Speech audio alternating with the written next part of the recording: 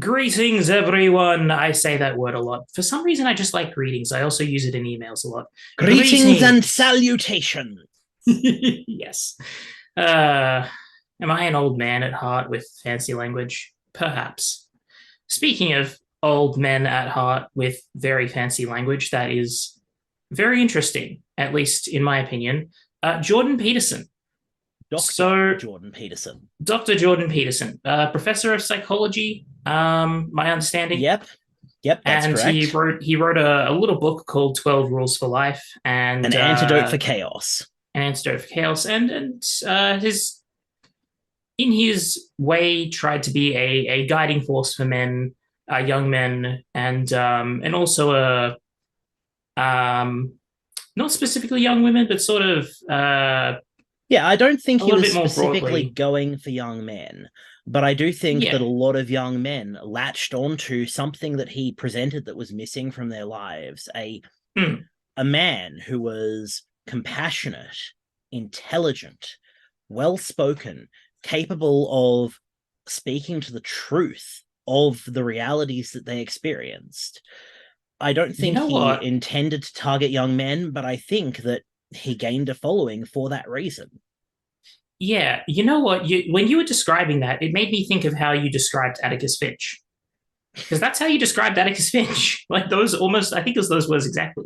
But anyway, so this episode, so this is the first in a series called Casual Convos, for casual conversations where we don't really have notes written down. We're just talking about our thoughts on something. So you And might if you hear believe something that, weird, I have wonderful, a and or OneNote to stupid. show you. my uh, my one my one note is talk about Jordan Peterson, and that's basically it. So yeah, so this particular episode came about because I got really confused when I Horst allege that Dr. said, Peterson was a snake oil salesman. "Yeah, I okay." So I figured, all right, I'm gonna do a bit of research. In other words, look at anything and everything in terms of media that I could get my hands on. Yeah, actually come to Um, your own conclusions, which is yeah, yeah, something that we have repeatedly advocated that everyone do. yeah. And so I, at two times speed on YouTube, I just blew through like 7.5 hours of Jordan Peterson talking, Jordan Peterson being interviewed, best moments of Jordan Peterson, worst moments of Jordan Peterson, a bunch of people, assessing Jordan Peterson in a very negative way. And I still don't get where snake oil salesman comes from. I'm not seeing it. Please enlighten me, Horst, as to where you are coming from with that.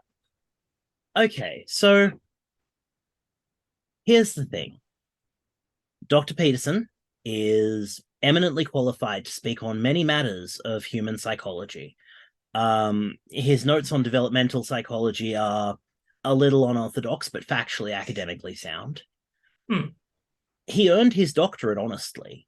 He has not been embroiled in any academic scandals. Um, there are plenty of people who dislike him, and we could throw away the complaints of half of those people as people who are salty that they didn't make it big in the same way. And that is Hmm. important to I acknowledge as mean, I well, that certain people will bring their biases into their assessments of another figure. yeah, I did get that, like with a lot of it, because I tried very much to look up a lot of content which was like critiquing him. And I swear there were two things I think that like two instances where Jordan Peterson got something wrong. One was when he called the Soviet Union a secular humanist society, Okay, which I think, okay, in the most technically speaking, technical that's of not even technical wrong. sense, okay, in the most technical of technical senses, it had the label. It was technically that, but let's face it, communism is basically a religion, and it's stupid. No, no, that's wrong because religion is the opiate of the masses. So says Communist Daddy Marx. Look, for someone who was against religion, he basically wrote the like a Bible, but for weird economics. Look, so you know how, as Australia's most successful export, and much to the detriment of the rest of the world, if we're being honest, is Rupert Murdoch. Yeah, Germany's yeah. most successful export, unfortunately, is communism. Mm. Like, these Because Karl people Marx was were German. considered to be a goddamn joke in Mm. Germany. Their ideas were considered untenable, and their ideas were considered abnormal. And they went further afield, and they ran some of the largest experiments in governance in human history. Mm. And the cost of those experiments in human lives has been incalculable. Yeah, yeah.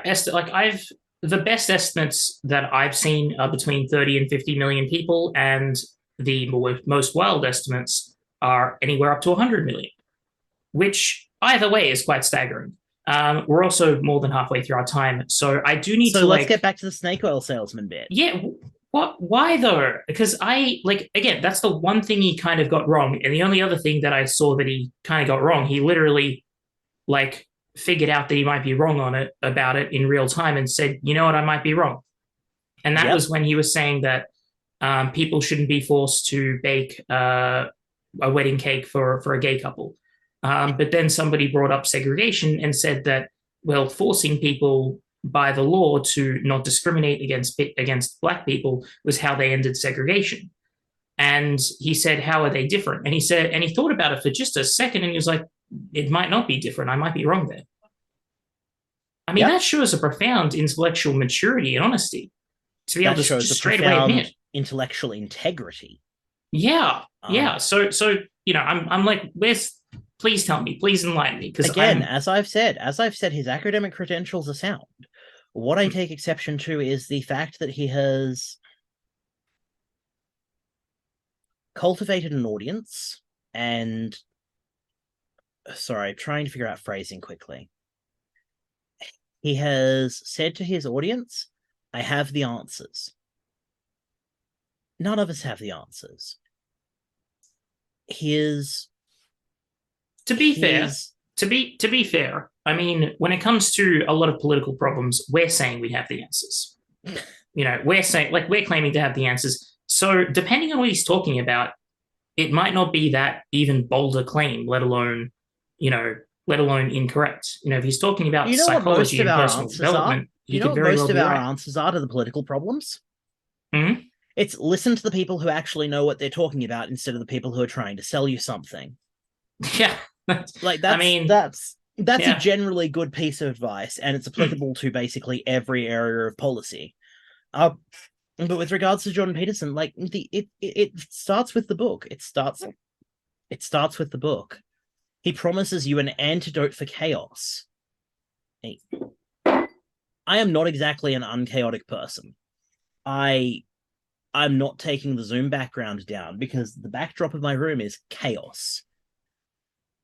Mm. But no one set of tools will work for everyone.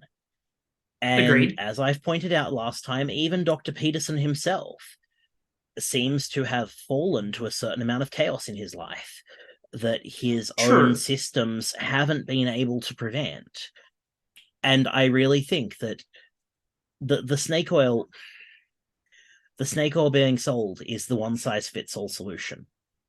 Again, I do not have a problem with Dr. Peterson's academic integrity. Hmm. I do not have a Hold problem up. with his professional integrity. He has I been have a known to speak question. on things that aren't psychology and come up with some really weird concepts, but none of them are completely 1 minute wrong. You have left. a question? Yeah? Yeah. So with the minute that we have left, I have a question, and that's oh, God damn it! How did I forget it in that second? Uh, right. One size fits all. So are you talking one size fits all for like everything in life, including political action and all that? Um, or are you talking like one size fits all for just personal development and keeping your life together? It is for the personal development. Absolutely. Okay. I mean, he hasn't specifically stated one way or the other that that is the only way. I mean, it's the way that he's found works. Or Although had found recent, worked at the time, as I said. yeah, yeah. Although recently, although again, we came to that's our time. Okay, very quickly. We came to different conclusions on why that was. I was thinking he's basically overworked and overburdened, whereas you're thinking his methods have, failed him. And it I could don't even be a think bit that of they are both. mutually incompatible. It is entirely possible that he is overburdened and overworked, as so many of us are at the moment, and that his methods were doing okay, and then they hit a failure point. Yeah, I mean, which like I don't think he's I don't know if he's stating it's a one size fits all thing. Like, I don't know if he's saying that that's the only way to go about it. And from what I can gather from him, he doesn't seem like the kind of person to just say there's one way to do anything and everything, or there's one way to do something. He seems intelligent enough to realize that things can be done in multiple ways, and that's just his conclusion on what he's found the best way to be. So, I guess in summary, I have to disagree on the snake oil salesman bit, but I do see your point in that, there's, I was going to say more than one way to skin a cat, but we do not condone animal more than violence one way here. to skin a snake. Still do not condone animal violence. Here's the thing, right? The snake oil tradition, the tradition of patent medicine, right? The reason that snake oil salesman is an epithet these days is because there were people who legitimately believed that what they were trying to sell would help people. They weren't being dishonest or malicious, but they believed that it would cure what ailed you. What he's so like the information he's putting out there, his 12 rules for life as an example is helpful. There is a good psychological impact to to having a fairly clean and orderly life and environments around you. Like just for an example, I moved into the country, and there's a lot less noise, a lot less like everything everywhere all at once. It's lovely and quiet out here, and my mental health is just, it's so much better. So, the environment around you does have an impact. I really have to put this at this point, because remember what I said about the earnestness of the snake oil salesman? They believed it would help. Well, I think it is helping. This is the point. It's like, we are teaching today's young men to deliberately lie about Bofa.